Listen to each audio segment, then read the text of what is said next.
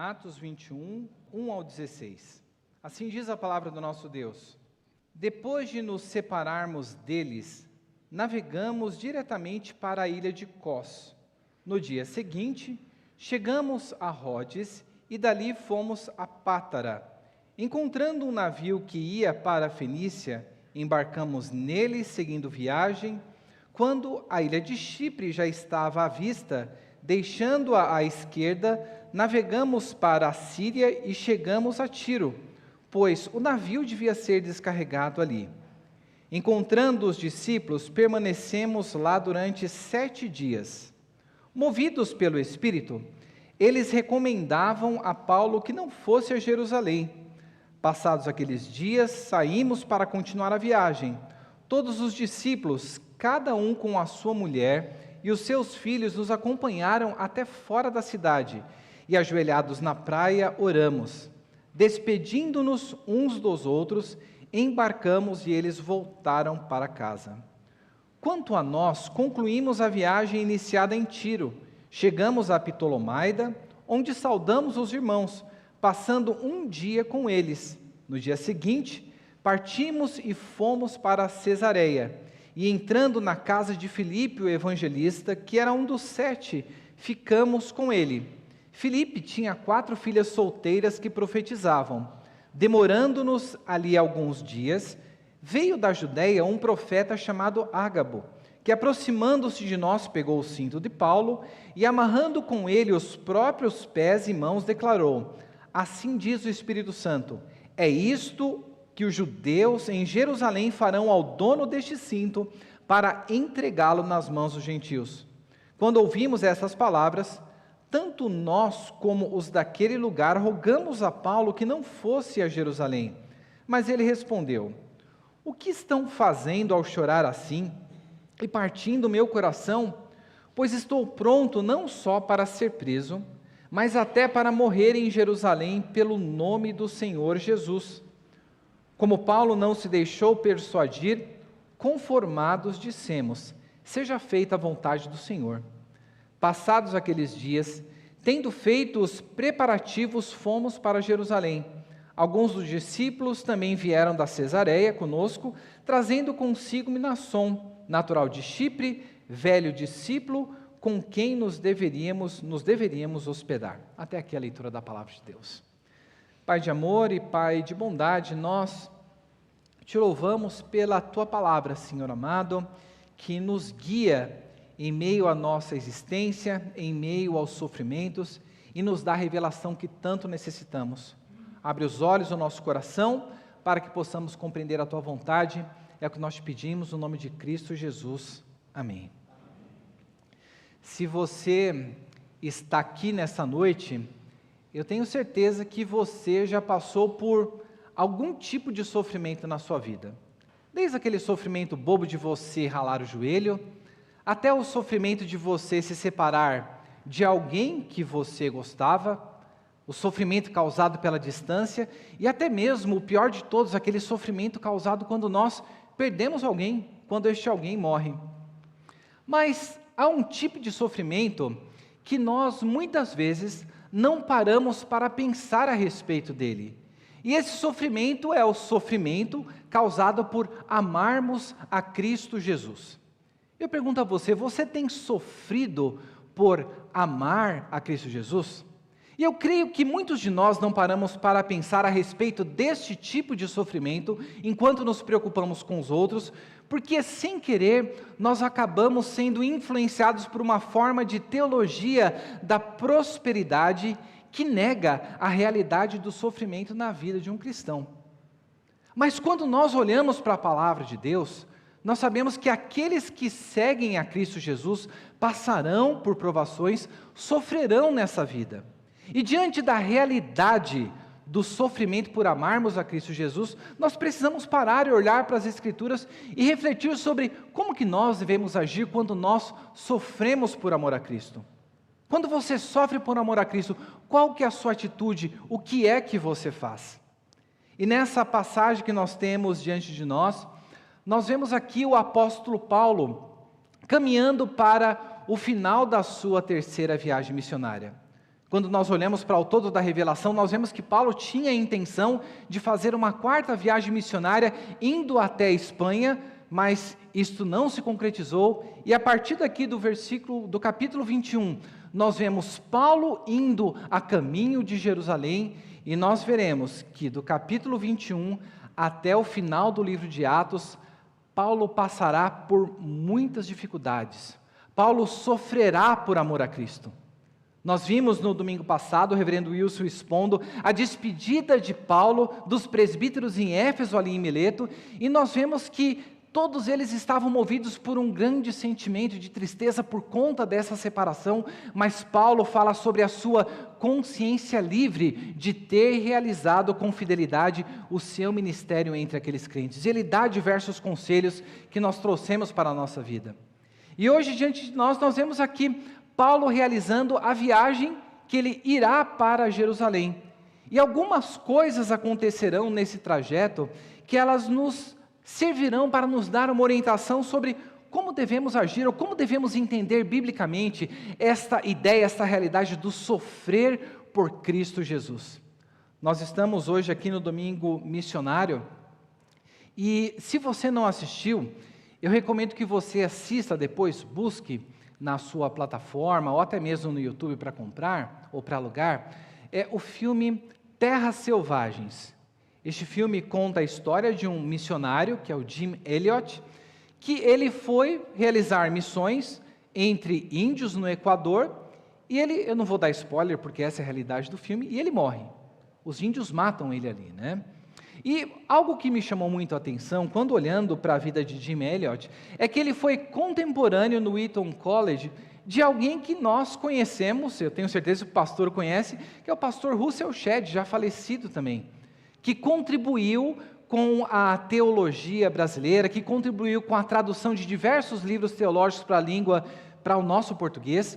E também depois eu digo que você vá no YouTube e busque por lá, Atos e Russell Shedd. Você verá ele nas diversas terras por onde o apóstolo Paulo falou, dando um resumo de cada um desses capítulos de Atos. E olhe para o destino diferente dessas duas pessoas. Russell Shedd passou por dificuldades, por provações, mas quando nós olhamos para a vida dele, nós vemos o quanto que ele pôde contribuir. Eu tenho certeza que a esposa e que a filha dele, que a Viva, a esposa, a filha dele, que realiza um trabalho com esposa de pastores, tem muito orgulho do trabalho que o seu pai realizava. Mas imagine só a esposa de Jim Elliot, seu esposo, jovem, talentoso, vai para a América do Sul e se vê lá morto pelos índios. Como que nós devemos agir? Como que você agiria se você estivesse passando por um sofrimento pelo seu esposo amar a Cristo Jesus ao ponto de perder a sua própria vida? Nós vemos aqui do início da nossa passagem, nós veremos 3 coisas que nós precisamos atentar quando nós sofremos por Cristo Jesus, que este texto nos deixa claro na palavra de Deus. Mas eu não sei se durante a leitura você teve a mesma sensação quando eu tive, quando eu li pela primeira vez os 3 primeiros versículos. Você para olhar isso, olha, depois de nos separarmos deles, dos presbíteros de Éfeso, navegamos diretamente para a ilha de Cós. No dia seguinte chegamos a Rodes. Dali fomos para Pátara. Encontramos um navio que ia para a Fenícia, embarcamos nele seguindo viagem. Quando a ilha de Chipre já estava à vista, deixando à esquerda, navegamos para a Síria e chegamos a Tiro, pois o navio devia ser descarregado ali. Você pode parar e olhar para isso daqui e falar, o que isso daqui tem a ver com a minha vida, né?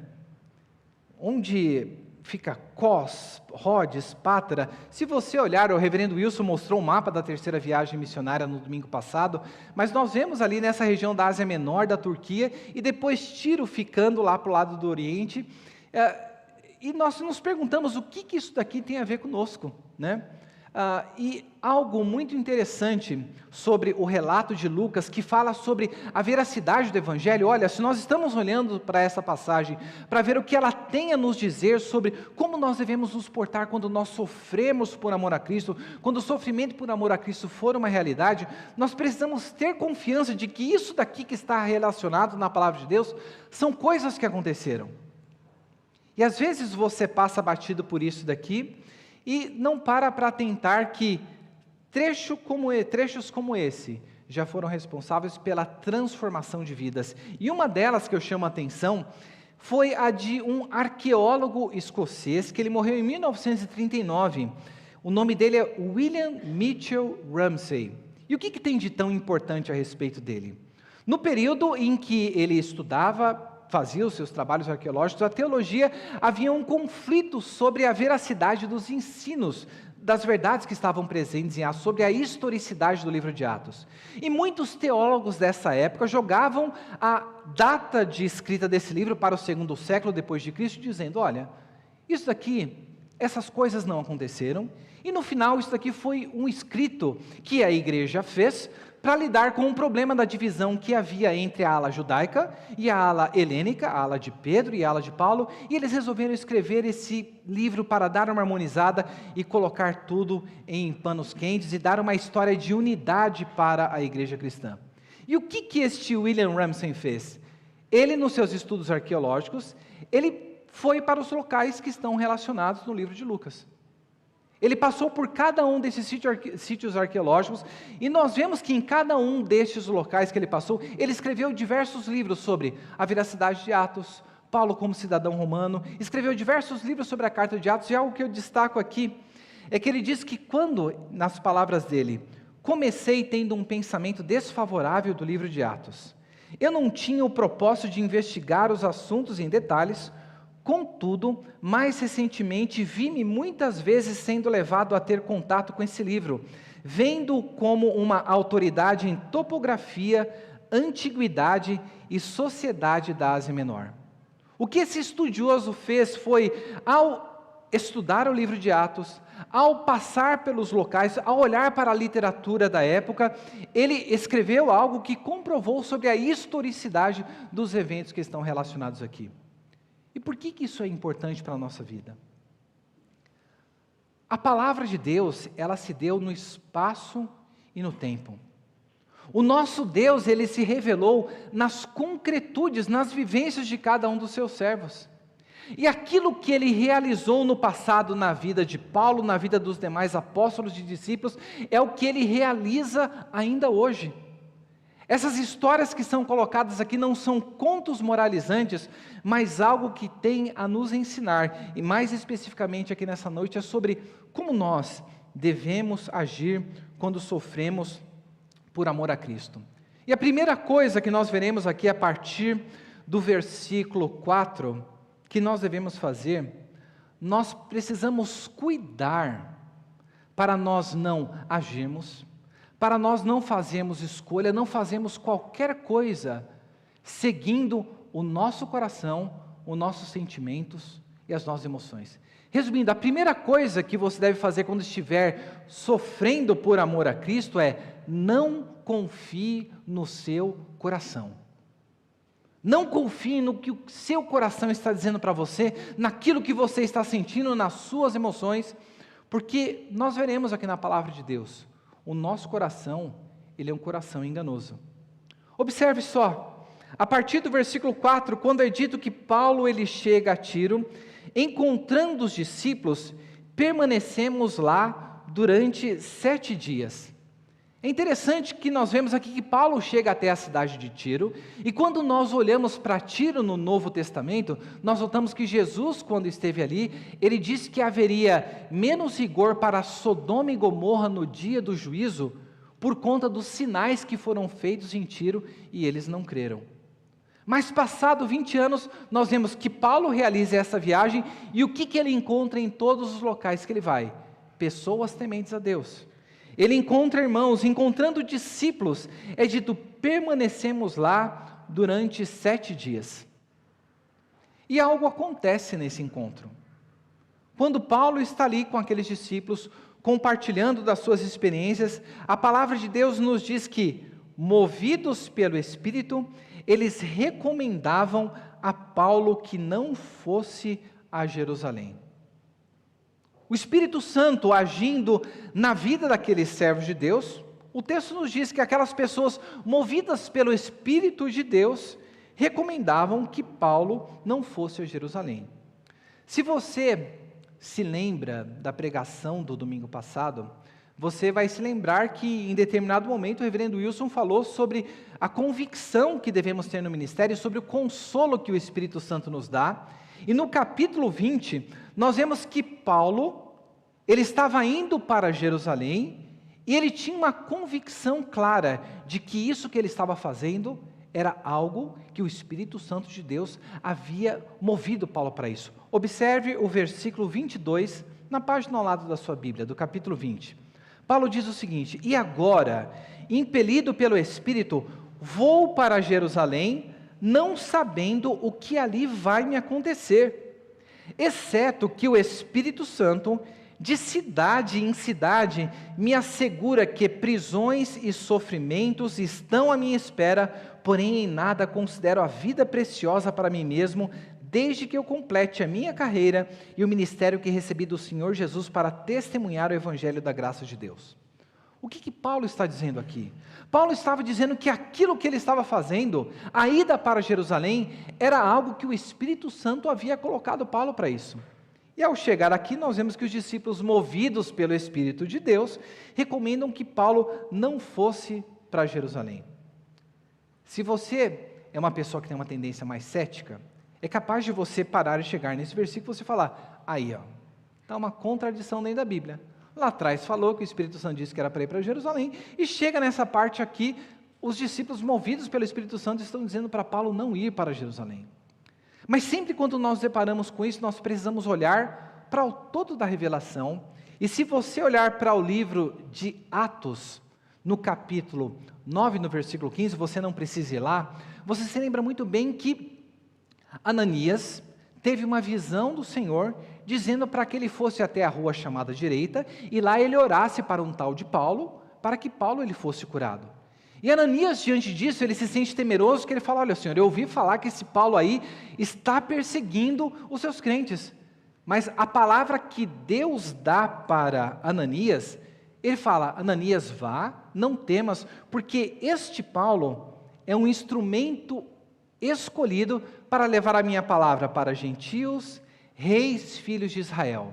E tem algo que Paulo fala, que Deus fala para Ananias, que faz todo sentido para a nossa passagem, que Deus diz para Ananias, eu vou mostrar a ele, eu vou mostrar a Paulo o quanto deve sofrer pelo meu nome.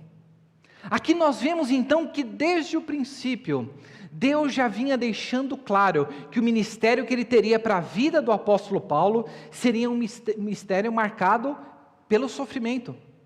O próprio Deus mostraria o quanto ele deveria sofrer pelo meu nome. E quando nós olhamos para aqui no capítulo 20 de Atos, Paulo demonstrando esta convicção de que o Espírito ordenara, nós vemos depois no versículo 11, que Deus, quando Paulo estava sendo perseguido, ele incentiva Paulo dizendo, tenha coragem Paulo, coragem, pois assim como você deu testemunho a meu respeito em Jerusalém, é necessário que você testemunhe também em Roma. Hoje na escola dominical, nós ouvimos sobre a doutrina da providência de Deus, que Deus tem o controle sobre todas as coisas. E quando nós olhamos para a vida do apóstolo Paulo, nós vemos o cuidado providencial da vida de Deus sobre a vida deste apóstolo. Deus conduzindo a vida de Paulo de modo que ele tinha plena convicção do que aquilo que eles deveriam fazer. Mas o que isso tudo tem a ver com o que eu acabei de dizer? Quando nós sofremos por amor a Cristo, nós precisamos tomar cuidado para não confiarmos no nosso coração, não agirmos pelo nosso próprio coração. Porque diferentemente de Paulo, que tinha a convicção do que Deus havia estabelecido para a sua vida, aqueles discípulos não haviam compreendido o propósito de Deus para o sofrimento na vida desse seu servo. Veja, algo de belo que nós vemos aqui na vida desses irmãos, é que eles receberam a mesma informação que o Espírito Santo havia dado a Paulo, de que sofrimentos aguardavam Paulo. Mas a interpretação que eles tiveram destes eventos, não foi a mesma que Deus e que Paulo teve. Na sua interpretação, aqueles discípulos, eles queriam poupar Paulo do sofrimento. Pensa quantas vezes nós ouvimos histórias, principalmente no seminário, de pessoas que estão na faculdade, fazendo o seu curso, ou têm uma carreira, de repente elas desistem daquilo e resolvem ir para o seminário. Ali no seminário, o pastor se lembra desse período todo, tente passar perrengue, tente passar dificuldade, passar por todo o processo, e as pessoas muitas vezes olham e falam, mas para que você está fazendo isso? Eu lembro que foi algo parecido isso que aconteceu comigo, na minha família, no momento em que eu decidi que eu ficaria firme na realização do seminário e deixaria de lado a carreira anterior que eu tive. A minha irmã, que me ama muito, muito carinhosa comigo, ela falou assim, olha, se é isso que ele quer, tá bom, deixa eu fazer, Deus vai mostrar para ele, nem que ele tenha que perder tudo, para depois ele voltar ao que estava fazendo, é o que vai acontecer. Mas antes ela falou, mas você tem certeza que você vai fazer isso daí? Olha só o que você está deixando, olha o que você está abandonando. Então muitas vezes as pessoas, pelo amor que elas têm a nós, pelo desejo de nos ver indo bem na vida, muitas vezes elas não compreendem o propósito que Deus tem para o nosso viver. E estes crentes aqui não estavam compreendendo os propósitos de Deus para a vida do apóstolo Paulo. Quando você pensa na vida de Jesus Cristo, você se lembra de algo parecido com isso daqui? Você se lembra bem que em Mateus, lá no capítulo 16, Jesus Cristo estava dizendo para os seus discípulos sobre o que ele deveria padecer na mão da liderança, e deveria morrer e depois ressuscitar ao terceiro dia. Qual que foi a atitude de Pedro? A atitude de Pedro falou, não, Senhor, de jeito nenhum. Pedro não queria que o seu Senhor passasse por esse sofrimento. E qual que foi a resposta que Pedro recebeu? Eu não gostaria de ter recebido essa resposta. Arreda-te, Satanás, porque você não cogita das coisas de Deus. O nosso coração é um coração que é enganoso. E nós precisamos tomar muito cuidado quando nós tentamos proteger os nossos irmãos do sofrimento por amor a Cristo, não estou falando de qualquer sofrimento, e deixamos de compreender os propósitos de Deus na vida dessa pessoa. Ame verdadeiramente os seus irmãos em Cristo, mas jamais permita que os seus sentimentos e emoções sejam o tropeço impedindo de que cumpram a vontade que Deus estabeleceu para a vida. A todo tempo investigue o seu coração para nunca tomar uma decisão baseada no coração, nas emoções, nos sentimentos. Hoje de manhã, na escola dominical, uma pergunta que foi colocada também, falou, mas o que eu faço, se eu quero mudar de emprego? Geralmente quando a pessoa pensa em mudar de emprego, porque a coisa não está boa. E às vezes, o que eu faço no meio disso? E muitas vezes quando nós estamos sendo perseguidos por amor a Cristo, nós pensamos, o que eu devo fazer? E muitas vezes nós queremos agir baseado nas nossas emoções, naquilo que o nosso coração diz, no que as pessoas querem nos preservar, mas nós deixamos de perceber o propósito que Deus tem na nossa vida. O sofrer por amor a Cristo, Deus tem um propósito em nossa vida, e Ele sempre deixou claro que todos aqueles que o servirem deveriam fazer o quê? Negar-se a si mesmo, tomar a sua cruz e segui-lo.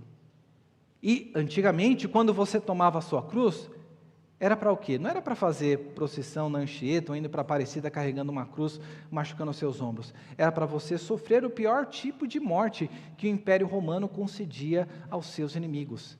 E Jesus Cristo dizendo, é negar a si mesmo e morrer para si mesmo e servir a Cristo Jesus. Você está sofrendo por servir a Cristo? Primeira coisa que você deve fazer, não confie no seu coração. Não haja pautado no calor das emoções e dos sentimentos, para que você não venha a perder de vista aquilo que Deus tem para a sua vida.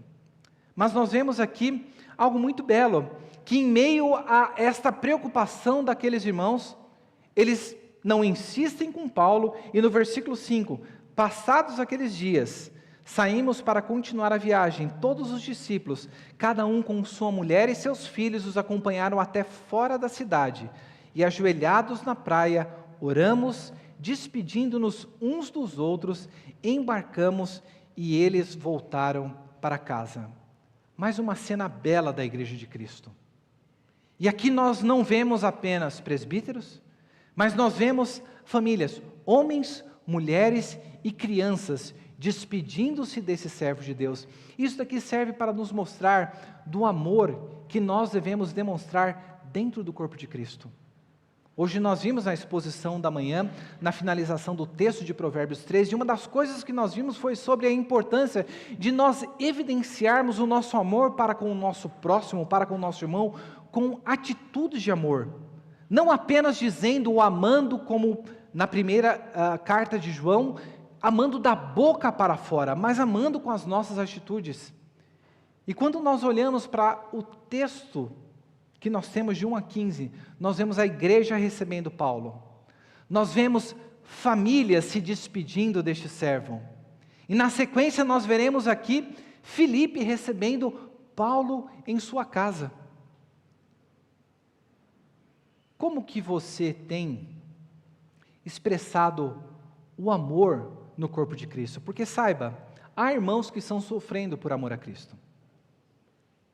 E o que eles precisam, e que nós precisaremos também, é do amor evidenciado pelo acolhimento que há na igreja de Cristo Jesus. Mas, em segundo lugar, a segunda coisa que nós precisamos atentar quando nós estivermos sofrendo por amor a Cristo, se em primeiro lugar nós não devemos agir confiando no nosso coração, nas nossas emoções, em segundo lugar nós devemos agir buscando a orientação na palavra de Deus. Não confie no seu coração, busque orientação na palavra de Deus. Versículo 7, quanto a nós, concluindo a viagem iniciada em Tiro, chegamos a Ptolomaida, onde saudamos os irmãos, passando um dia com eles. Olha a hospitalidade, os irmãos recebendo Paulo.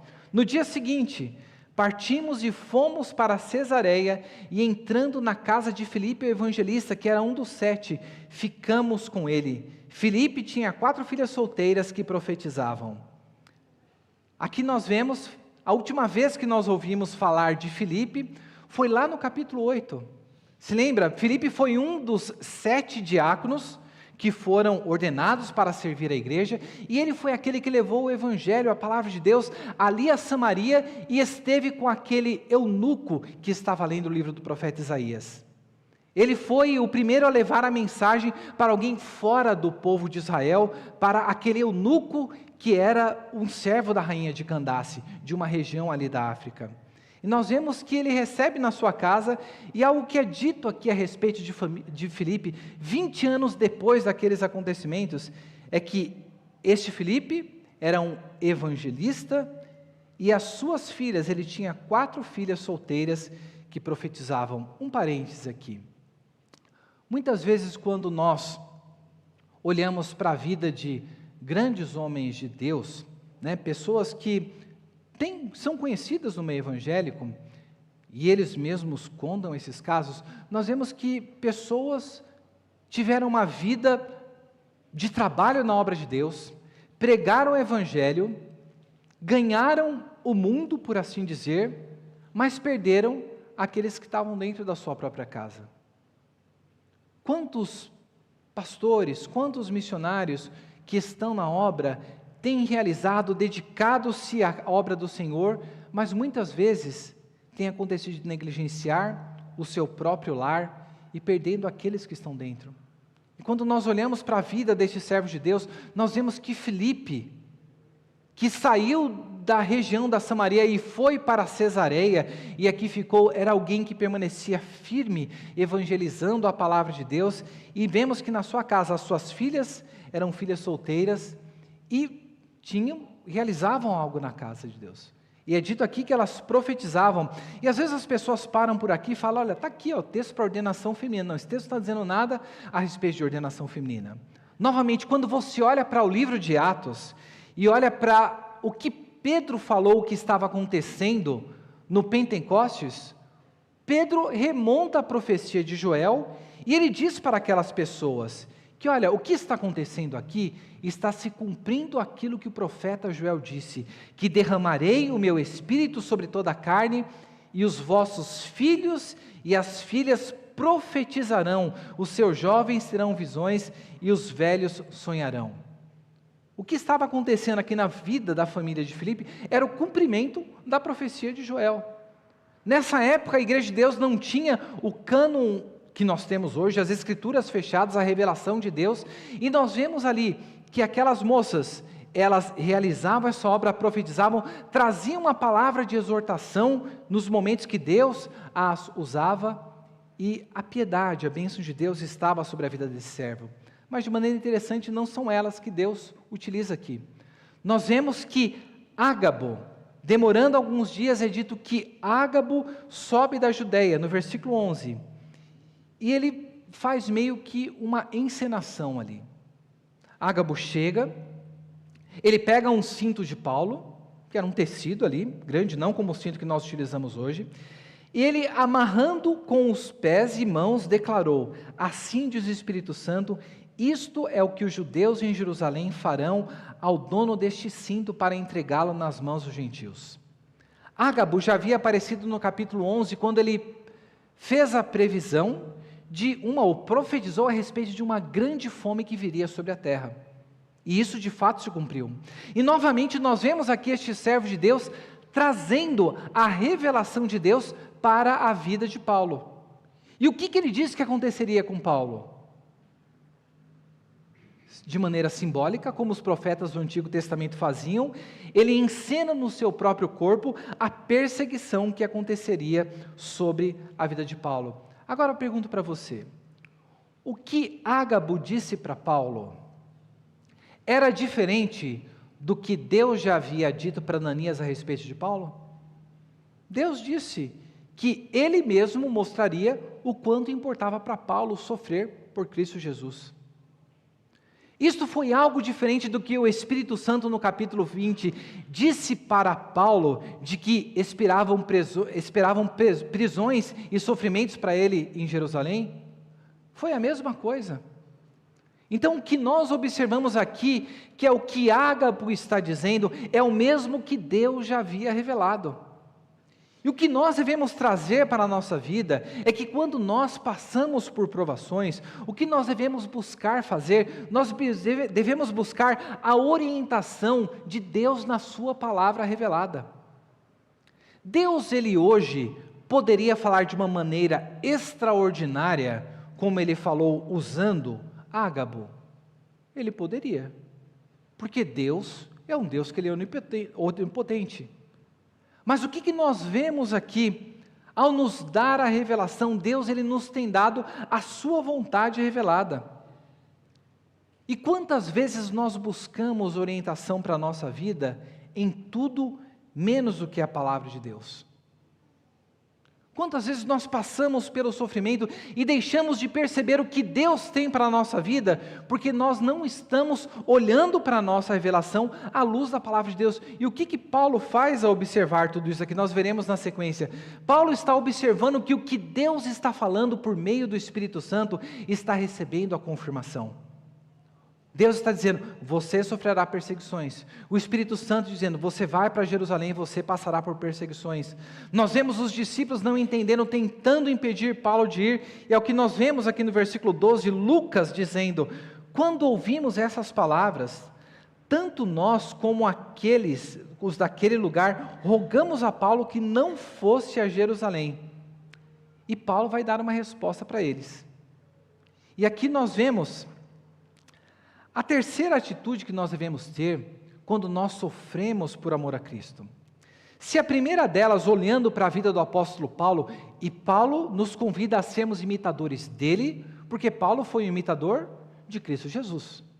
Jesus Cristo foi para Jerusalém para ser morto, e ele orou, faça-se a tua e não a minha vontade.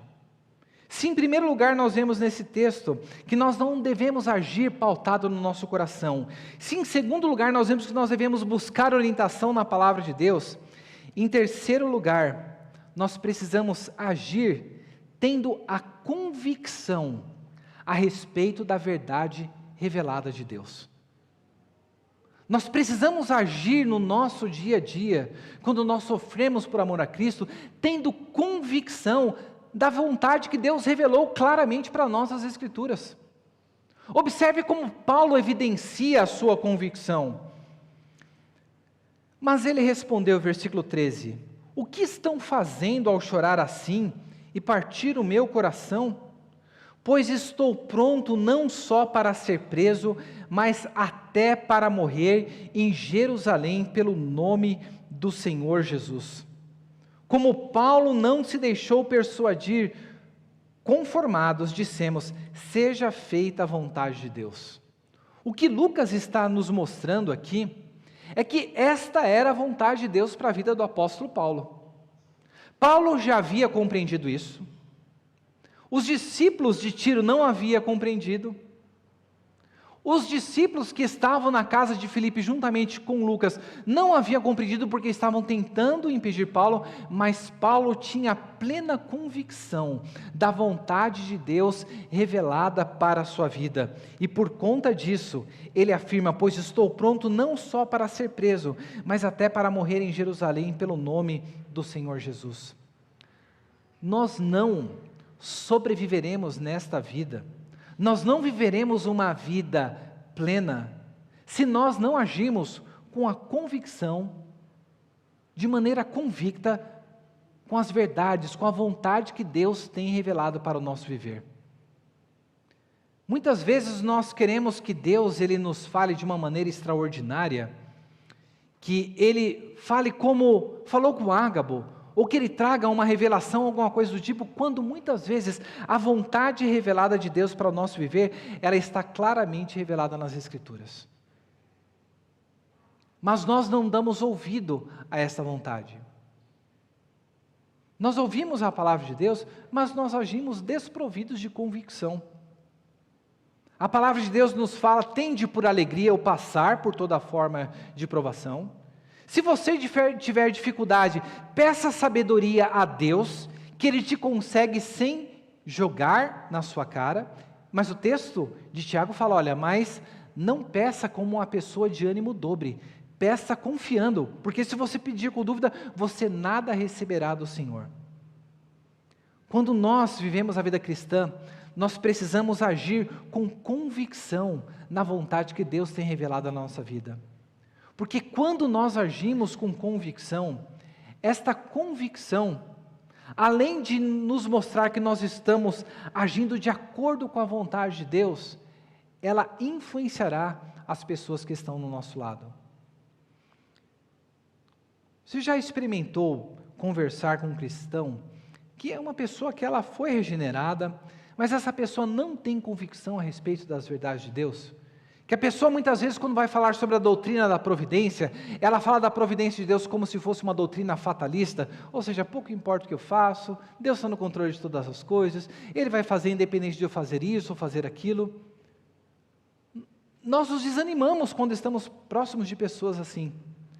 Mas qual que foi a atitude daqueles discípulos e o que Lucas, ao observar da convicção que Paulo tinha a não se deixar ser conformado, Lucas disse, seja feito a vontade do Senhor. E Paulo não saiu sozinho dali, versículo 15, passados aqueles dias, não sabemos se isso foi um mês, uma semana, mas passados aqueles dias, tendo feito os preparativos, fomos para Jerusalém. Alguns dos discípulos também vieram de Cesareia conosco, trazendo consigo Mnasson, natural de Chipre, velho discípulo com quem nos deveríamos hospedar. Paulo não está sozinho. Paulo não está saindo sozinho na sua jornada até Jerusalém. Este velho discípulo Mnasson, muito provável, um dos primeiros convertidos no momento de expansão do cristianismo, foi a pessoa que Deus preparou para estar junto ali com ele, com Lucas, e quem serviria de hospedagem quando ele chegasse em Jerusalém. E observe como que Paulo foi recebido em Jerusalém. Versículo 17, quando chegamos a Jerusalém, os irmãos nos receberam com alegria. Novamente nós vemos a expressão do amor de Deus, em meio aos sofrimentos que aquele servo de Deus estava fazendo, e o que nós observamos em toda esta passagem, é que Deus está preparando Paulo para os sofrimentos que viriam adiante. Da mesma maneira como Deus ele nos prepara por meio da sua palavra, para os momentos quando nós passarmos pelo sofrimento por amor a Cristo. E o que nós vemos aqui? Nós vemos que Deus, em meio ao sofrimento, Ele prepara a sua igreja para estar junto conosco. Paulo chegou a Tiro, chegou na casa dos irmãos. Quando foi para Ptolomaida, ficou um dia junto com os irmãos. Chegou a Cesareia, foi recebido por Filipe, ficou na casa dos irmãos. Foi para Jerusalém, Minasson, este velho discípulo, era a pessoa que o receberia, e ao chegar a Jerusalém, ele é recebido por alegria por todos os irmãos. A palavra de Deus nos convida nessa noite a exercermos o amor cristão. Como a igreja primitiva exerceu o amor cristão com Paulo, nós precisamos evidenciar através das nossas ações. E que ações nós vemos aqui? A receptividade, o amor, a presença em meio aos sofrimentos. Mas a palavra de Deus também ela nos mostra que, em meio às provações, ao sofrermos por amor a Cristo, nós precisamos ter plena convicção da vontade de Deus. E como que nós temos plena convicção da vontade de Deus? Nos apropriando da sua palavra, observando aquilo que Deus tem revelado claramente para nós em sua palavra. Nós precisamos buscar a orientação na palavra de Deus e deixar de confiar nas nossas emoções e no nosso coração, porque em meio ao sofrimento, ao sofrermos por amor a Cristo, Deus ele nos dá a sua igreja e a sua palavra para passarmos por esse processo de maneira que o nome de Deus seja glorificado e o evangelho seja proclamado. Então, que Deus ele te abençoe, que a sua vida, que a nossa vida não venha a ser guiada pelas emoções, pelo calor do momento, mas pela palavra de Deus. E que nós venhamos buscar o conforto nesta palavra e agir com convicção da vontade que Deus tem revelado para a nossa vida.